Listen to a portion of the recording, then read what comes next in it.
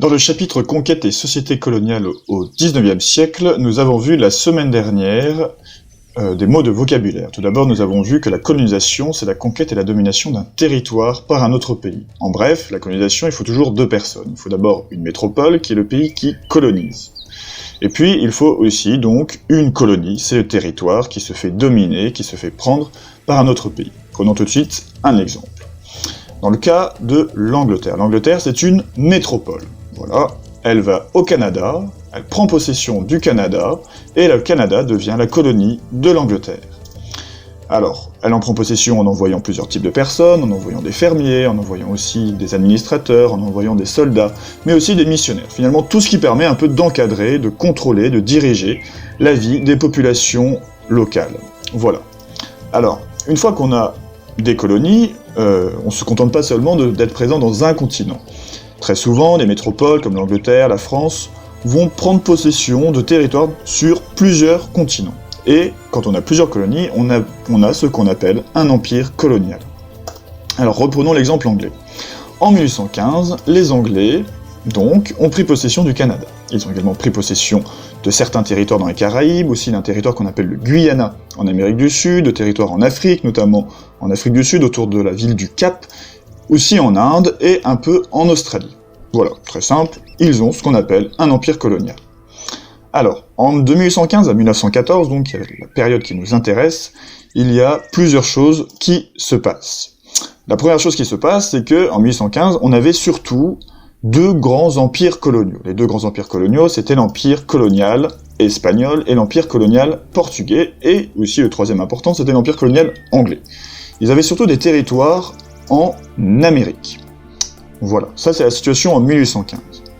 100 ans plus tard, les choses changent complètement, on voit que la carte ne ressemble pas du tout à celle de 1815. Alors qu'est-ce qui s'est passé durant ces 100 années ? Eh bien, la première chose qui s'est passée, c'est que l'empire colonial espagnol et l'empire colonial portugais se sont effondrés.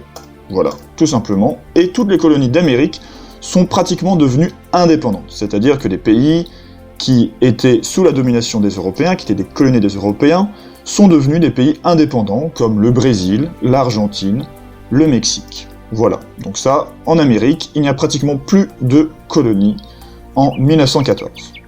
Alors, si l'Empire espagnol et l'Empire portugais ont décliné, l'Empire anglais, lui, s'est renforcé.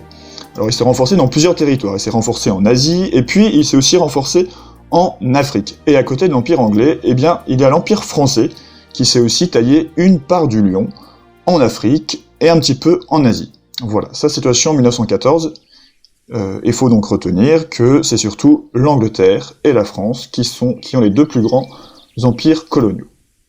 Alors pourquoi coloniser des territoires en Asie et en Afrique ? C'est ce que nous avons vu la semaine dernière, nous avons vu qu'il y avait trois motivations principales. La première motivation, elle est d'ordre économique. Pourquoi on colonise des territoires ? Eh bien tout d'abord, pour prendre des matières premières et vendre des produits. L'Angleterre et la France connaissent la révolution industrielle, et donc avoir des colonies, c'est un moyen de prendre des ressources agricoles, ou des matières premières, de les faire venir en France, en Angleterre, et les utiliser dans l'industrie. Et aussi des motivations politiques. Les pays, en prenant d'autres territoires, veulent demeurer de grandes puissances, des grands pays puissants et reconnus dans le monde. Par exemple, Jules Ferry, qui, juste après la guerre perdue contre l'Allemagne, pense que la France doit prendre des territoires pour rester un grand pays, une grande puissance. Dernière raison, elle est d'ordre moral. Il faut savoir en effet qu'à l'époque, les Européens pensent que l'humanité est divisée en races, et qu'il y a une hiérarchie, il y a des races qui sont supérieures et des races inférieures. Pour les Français notamment, eh bien les races prétendument supérieures devraient apporter la civilisation à des races inférieures. C'est donc une raison qui pousse les Européens à coloniser des territoires. Alors, dernière motivation dont je ne vous ai pas parlé la dernière fois, elle est démographique. En effet, à l'époque, la population européenne augmente beaucoup, elle passe de 950 millions d'habitants à 1,6 milliard en 1900, et les Européens recherchent des nouveaux territoires, des territoires où s'installer, alors ça peut être en Amérique, mais ils s'installent aussi dans des colonies en Asie et en Afrique.